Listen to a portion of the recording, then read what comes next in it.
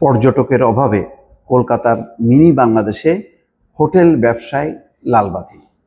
খুব ইন্টারেস্টিং একটি খবর।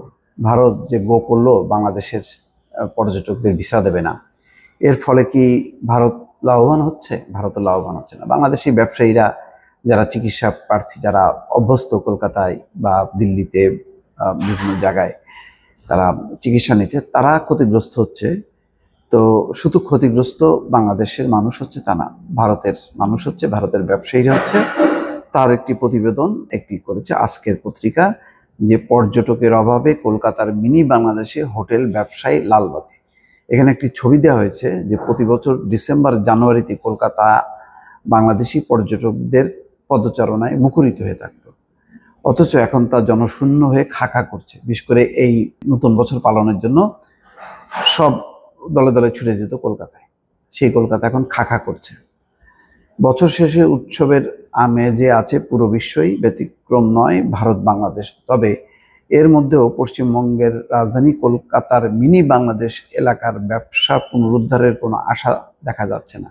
কারণ বাংলাদেশি ভ্রমণকারীরা তথা পশ্চিমবঙ্গের কলকাতা ভ্রমণের পরিকল্পনা বাতিল করছেন দেশের চলমান অস্থিরতার কারণে। হোটেল বাণিজ্য নিম্নমুখী রেস্তোরাঁগুলোতে তার কার্যক্রম সীমিত করতে বাধ্য হয়েছে এবং খুচরা ব্যবসাগুলো টিকে থাকার জন্য সংগ্রাম করছে। Marquis street, free school street, Kyd street এবং সেডার স্ট্রিটের মতো এলাকাগুলো জনমানবহীন রূপ ধারণ করেছে। ভারতীয় সংবাদ মাধ্যম টাইমস অফ ইন্ডিয়ার প্রতিবেদনে বলা হচ্ছে, হোটেল মালিক ও ব্যবসায়ীদের মতে ডিসেম্বর জানুয়ারি হচ্ছে পর্যটনের শীর্ষ মৌসুম।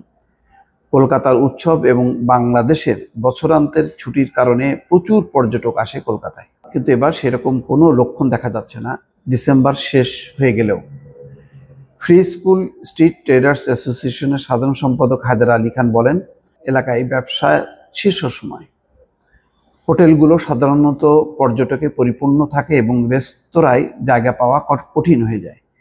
বাংলাদেশি পর্যটকেরা তাদের বছর শেষের ছুটি কলকাতায় কাটাতে পছন্দ করেন এখানকার আবহাওয়া ও উৎসবের কারণে। কিন্তু এবছর বাংলাদেশের অস্থিরতার কারণে ব্যবসা ভীষণভাবে ক্ষতিগ্রস্ত হয়েছে। পরিস্থিতি এতটাই খারাপ যে কেন্দ্রীয় কলকাতার অনেক হোটেল পুরো তলা বন্ধ করে দিয়েছে রক্ষণাবেক্ষণ খরচ কমানোর জন্য।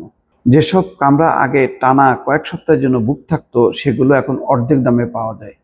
একটি হোটেলের রিসেপশনে বসা কর্মী সবুজ তালুকদার বলেন, এই সময় ঘরের ভাড়া 20-40% পর্যন্ত বাড়ত, কিন্তু এখন তা কমে গেছে।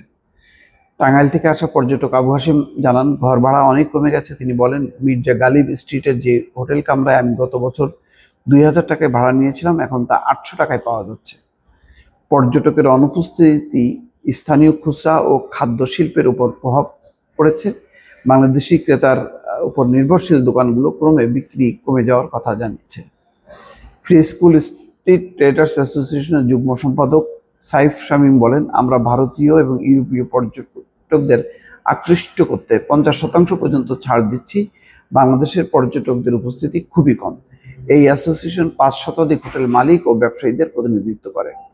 ট্রাভেল এজেন্ট অনিল দাস বলেন, গত বছরের ডিসেম্বর ও জানুয়ারিতে তাদের ঘুমানোরও সময় পাওয়া যেত না।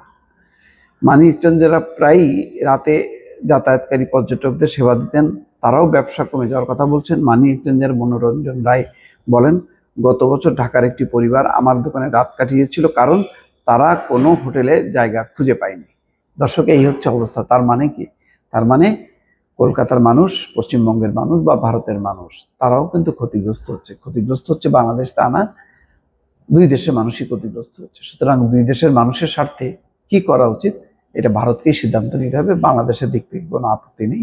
বাংলাদেশ সবসময় সহযোগিতার হাত বাড়িয়ে রেখেছে, কিন্তু রাজনৈতিক কারণে ভারত তার হাতটা সংকুচিত করে রেখেছে। সেই হাতটা যদি না খোলে, তাহলে দুই দেশের মানুষ ক্ষতিগ্রস্ত হবে, এ ব্যাপারে কোনো সন্দেহ নেই।